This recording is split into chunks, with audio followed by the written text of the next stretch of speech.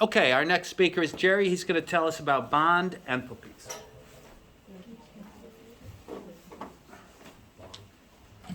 So before we get to this video, I want to preface it by saying, like in someone else's presentation, they said that they were talking about delta H, and that it's equal to the potential energy of our products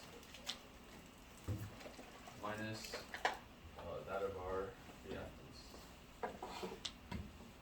And in this, we'll be talking about bond enthalpies. And for bond enthalpies, it's actually going to be reversed. So our enthalpy of our reaction is actually going to equal the enthalpy of our reactants minus enthalpy of our products. And we'll see why that is in a bit. It's because of the some stuff with negative signs.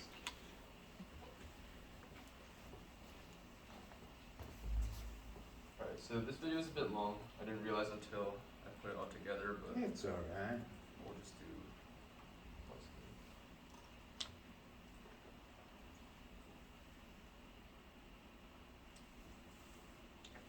good. In this video, we are discussing topic 6.7, bond enthalpies. My name is Jerry Lee, and I am from Guilford High School in Guilford, Connecticut, and I am so happy to be here with you today. So before we dive into these topics, we're going to quickly look at a reaction video that I recorded. So in this video, magnesium was added to a flask of hydrochloric acid.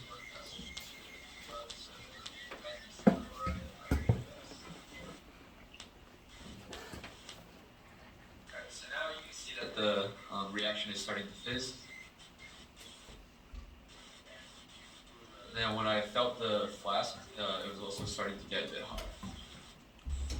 So these are indicators that our reaction was exothermic. And in this lesson, we're going to talk more about endothermic and exothermic processes, and we'll relate them to bond enthalpies to see how we can look into those mathematically.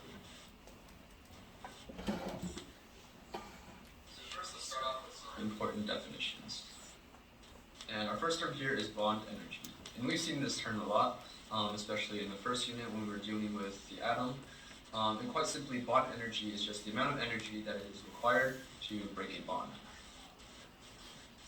Our next term is also a measure of energy, and this term is called enthalpy, which is usually represented with the symbol H. And this is the total amount of heat that is in the system. And because it's a measure of energy, we'll see this measured in joules, kilojoules, or other similar units. The other term we use is bond enthalpy.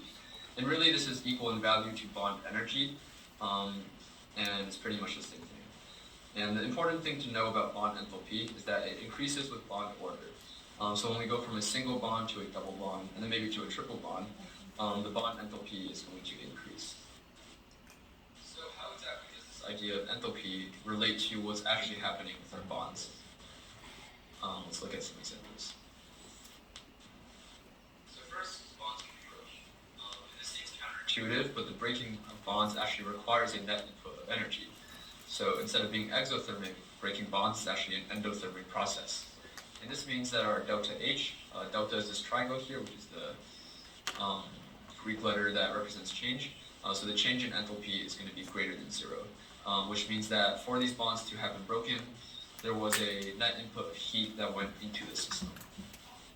And this reaction energy profile kind of goes along with that. We see that the reactants start with lower energy than the products end with, and this is representative of an endothermic process because to get from reactants to products, heat was added into the system, which is why H is greater than 0.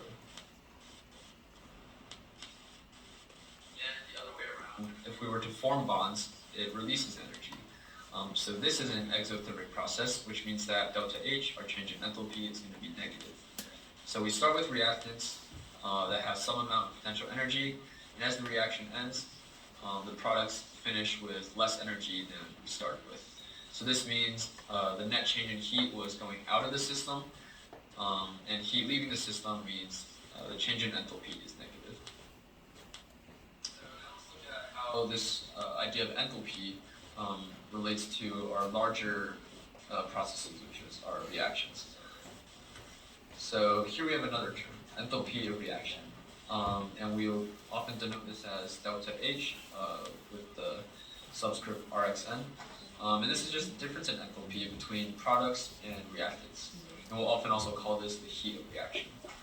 And essentially what this is just the change in energy that occurs as our reaction progresses. So with this idea of enthalpy of reaction in mind, let's look at the following example. So here we have two images of flasks, which we'll say contains some reaction that is happening. So on the left one, there's arrows pointing outwards, where the arrows represent heat, and on the right one, the arrows point inwards. So the left one, we can say this reaction has a negative enthalpy of reaction because energy is being released.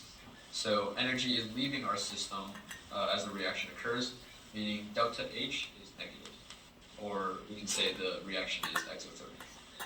And the other way around, on this in this image, the arrows point in, which means that the net change in heat is a gain for us in the reaction. So in this case, our enthalpy of reaction is going to be positive, and the reaction is endothermic. Alright, so putting together everything we've learned so far, we kind of reached the big idea of this topic, which is how does bond enthalpy relate to enthalpy of reaction? So let's consider this statement here. So this looks like a bunch of weird symbols, but what it's saying is that the delta H of the reaction, so the enthalpy of the reaction, is going to equal this symbol, which is the Greek letter sigma, meaning summation. So it's saying the enthalpy of reaction is going to equal the sum of all of our little changes in enthalpy of the bonds being broken or formed. Because that's really what reactions are, right? It's a bunch of bonds being broken and a bunch of bonds being formed. So when we add up all of the changes in enthalpy of those individual processes, we get the change in enthalpy of our large process, which is our reaction. Finally, we're going to turn this statement into a meaningful equation that we can actually use to calculate enthalpies of reactions. So in order to do that, we're going to group the summation of our changes in bond enthalpy into two different groups. So first we're going to create a group of the changes in bond enthalpy of bonds that are broken. And second, we're going to group them into bonds that are formed. And this is because, as we'll soon see, one of these values is going to be positive and the other will be negative.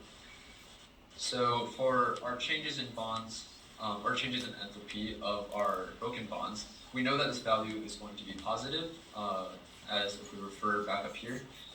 Breaking bonds is a process that requires energy, which is endothermic, so delta H is greater than 0. So to address this first part of our equation, it's quite simple. We just have to add up all of the H's for all of our bonds.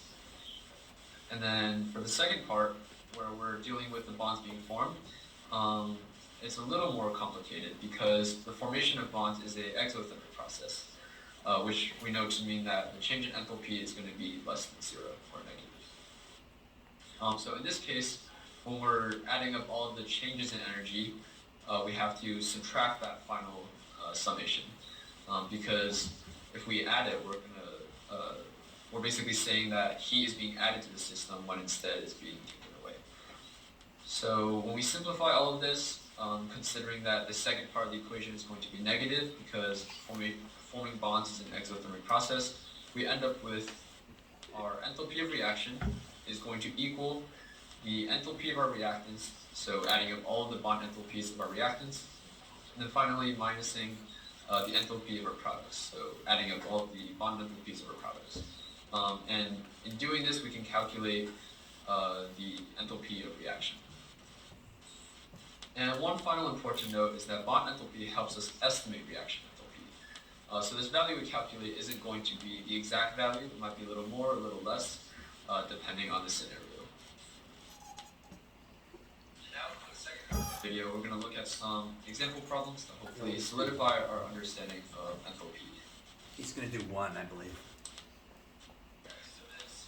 Is an extension of the reaction video that we showed in the beginning. So given the table of bond enthalpies below, what is the best estimate for the enthalpy of reaction of magnesium plus hydrochloric acid? Can you pause it for a We second and predicted we'll... that it's exothermic in the beginning, and Oh, now we want to oh, see we won't be able to see the question? I think I jumped back there. daily. In this video, we are discussing. Oh, yeah. If you can pause it right there where we see the data. Or how about with the balanced chemical equation too? There it is. Ooh, good. To write a balanced Can't chemical- pause it? Okay. We'll just let it roll if you want. Oh, there we are. Are we trying it or should I just? Yeah, why don't we talk through it? What has to break? HCl. Just H to Cl and that's it. What has to form? MgCl. 2 MgCls? No. 1. 2 MgCl bonds. Yeah, 2 MgCl. 2 MgCl bonds, right? One on either side of the magnesium. And then And one H to H bond. Which ones are going to be formally given a negative sign? Exothermic. The ones that are made or the ones that are broken? Made. Correct. Yeah. Takes to break. Do you remember Dina? Dina Leggett? Anybody? It takes to break. And there's 2 HCls. my first thought is number one in your demonstration, Jerry. It got hotter, did it not? Oh, yeah, that balance. So I'm guessing it'll be overall exo just based on the observation. And you're making a lot more than you're breaking, aren't you? There's a whole lot of stuff being made. There's 2 HCls. Right. The balance. Ah, just because it wasn't balanced. Oh, Jerry with a rare error. Oh, So That's two- minus Yeah, 30. you're losing That's it. 30% off, Jerry. Okay, so 2 HCls broken, 2 MgCls formed, and 1 H2 formed. So it's going to be negative something or other. All right. Why don't we see what it ended up being? Alright, so I solved this without the cube. It's the same idea. chemical equation of this reaction. So we have Mg plus HCl is going to give us MgCO2 plus H2. And this lets us count the number of bonds that are involved in this reaction. And then now we're going to apply that formula we had earlier on, which was our enthalpy of reaction is going to equal our enthalpy of our reactants minus our enthalpy of our products. So first, let's do the reactant side. So we see we have magnesium and hydrochloric acid. Magnesium is not bonded to anything, so we don't have to worry about the bond enthalpy. For hydrochloric acid, we have H bonded to Cl, which in our table is 431 So that should be kilojoules per double mole. because there's. So we write that 431 here as the front part of this. I imagine it'll still be the sign will be the For our second half of it, we want to look at our products. No. So we Yeah, have right there. MgCO2. Oh, yeah? So It'll make the Mg difference? is bonded to Almost. 2 I Cls. think So it'll- in this case, we have 2 Double Yeah, it'll be more. MgCO bonds. So instead of just writing 406, we have to write 2 times 406 to account for this product. And for H2, our hydrogen gas, we have H bonded to H, which has a bond energy or bond enthalpy of 436 kilojoules per mole. So putting this all together, the endothermic part of our reaction, which is our breaking of bonds in HCl, we account for that with 431. For our exothermic part, where we add together the bond enthalpies of our products, we have 2 times 406 plus 436. So this accounts for everything. Subtract the 2, and we get that the enthalpy of reaction is negative 817 kilojoules per mole, and this confirms to us that the reaction was in fact exothermic. Negative 386. Okay, we're going to call it there if you don't mind. Thank you very much, Jerry.